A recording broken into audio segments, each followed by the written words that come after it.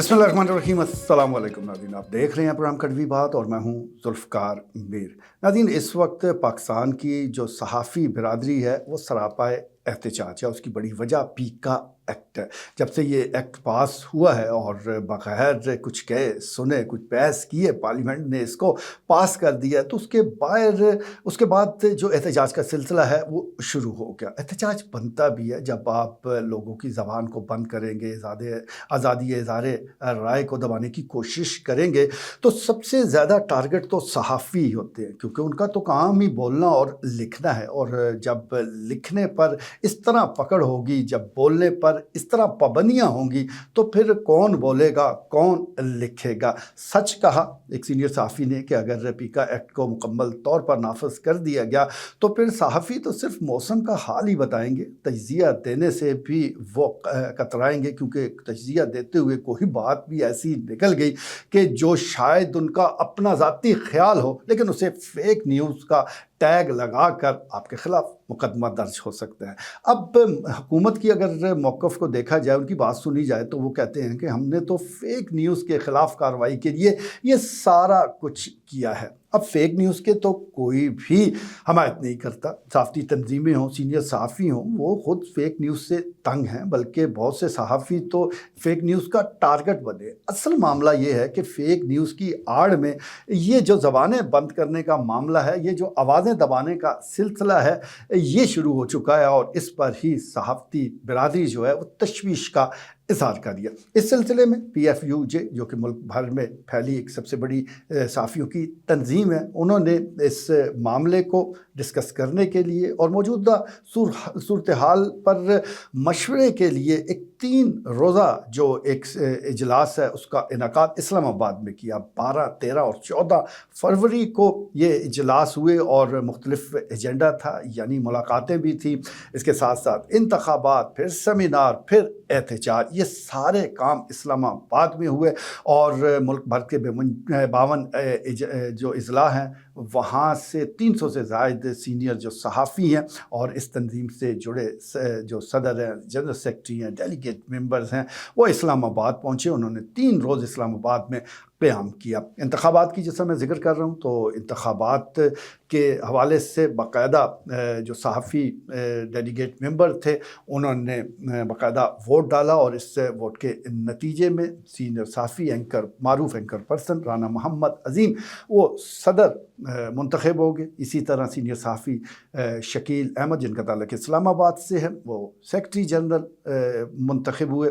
दीगर और जो ओहदे हैं वहाँ पर भी इसी तरह इंतखाब किया गया और तमाम जो डेलीगेट मेंबर हैं उन्होंने वोट डाले और इस नताइज का ऐलान करने के लिए एक बड़ी शख्सियत, इंटरनेशनल फेडरेशन ऑफ जर्नलिस्ट की सदर, वो ख़ुसूसी तौर पर फ़्रांस से तशरीफ़ लाई और ये एक बड़ी बैनुल-अक़वामी तंजीम है जिससे 6 लाख से ज़ायद सहाफ़ी, दुनिया भर के 6 लाख से ज़ायद सहाफ़ी जुड़े हुए हैं। उन्होंने ही इंतखाब किया अपने सदर का और अब आप ये कह सकते हैं कि PFUJ वो जो इंटरनेशनल फेडरेशन ऑफ जर्नलिस्ट है उसका भी एक हिस्सा है, उसके साथ ये मुंसलिक है। तो उनकी सदर ने न सिर्फ इंतखाबी अमल की निगरानी की बल्कि नताइज का ऐलान भी किया। उसके बाद सेमिनार का भी इनेकाद किया गया मीडिया क्राइसिस इन पाकिस्तान के उन्वान से, और इसमें भी जो सीनियर एंकर पर्सन है हामिद मीर, उस्मान गनी, समी इब्राहिम, जनाब इरशाद आरफ और दीगर और जो सीनियर सहाफ़ी हैं उन्होंने वो भी मौजूद थे सेमिनार में। जबकि अपोजिशन लीडर्स को भी दावत दी गई और अपोजिशन के बड़े रहनुमा मौलाना फजल रहमान महमूद अचकज़ई, साबिक़ स्पीकर असद कैसर और दीगर रहनुमा भी शरीक हुए। इस मौके पर खिताब करते हुए मुकर्रीन का कहना था कि पीका एक्ट और पाकिस्तान एक साथ नहीं चल सकते। जब तक हुकूमत ये ज़ालिमाना पीका एक्ट वापस नहीं लेगी, एहतजाज जारी रहेगा। बहुत ही मौसर और ज़बरदस्त तकारीर की गई। सेमिनार भी बड़ा ज़बरदस्त रहा और इस सेमिनार के दौरान हाल जो है वो गूंजता रहा, नारों से गूंजता रहा। सहाफ़ी नारे लगाते रहे और इस पीका एक्ट की वापसी का मुतालबा करते रहे। इसी तरह एहतजाजी रैली भी निकाली गई और भरपूर एहतजाज किया गया और इस एहतजाजी रैली की क़यादत PFUJ के सदर जनाब राना मोहम्मद अज़ीम, सेक्रेटरी जनरल शकील अहमद और दीगर कायदीन ने की, जिसमें RIUJ के सदर तारक उस्मानी भी शामिल है।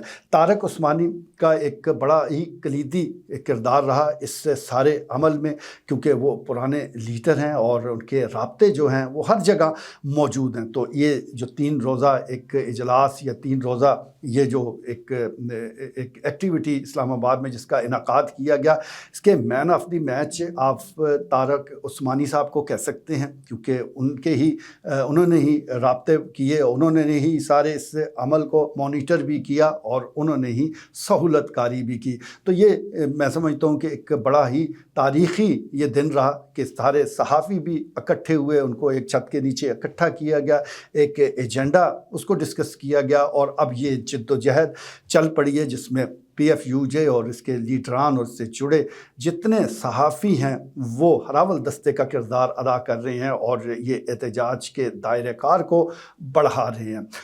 इस हवाले से अगर देखा जाए तो इस वक्त सूरत हाल जो है वो जिस तरफ जा रही है, ये किसी तौर पर भी पाकिस्तान के हक़ में नहीं है। मैं समझता हूँ कि तमाम स्टेक होल्डर्स को मिलकर इस सिचुएशन से बाहर निकलना चाहिए। जहाँ हुकूमत अपने तहफ़्फ़ुज़ात का इजहार कर रही है, वहीं सहाफ़ियों के तहफ़्फ़ुज़ात का भी जायज़ा लेना चाहिए और इस सिलसिले में एक रास्ता जो है वो निकल सकता है। लेकिन जब आप मुशावरत नहीं करेंगे तो फिर ज़ाहिर है एक ऐसा माहौल क्रिएट हो जाता है, एक ऐसा मंजरनामा सामने आ जाता है कि जो बहरानी जो कैफियत है उसको पैदा कर देता है। जैसा कि इस वक्त हमें नज़र आ रहा है कि तमाम सहाफ़ती जो तंजीमें हैं उनका ताल्लुक़ किसी ग्रोह से हो, जो भी रहनुमा जिस मर्जी धड़े से हो, लेकिन इस नुक्ते पर वो इकट्ठा है और उसका ये मुतालबा है कि पीका एक्ट को फ़ौरन वापस लिया जाए और इस सिलसिले में स्टेक होल्डर से जल्द अज जल्द मुशावरत की जाए ताकि ये सालमाना कानून जो है इसकी वापसी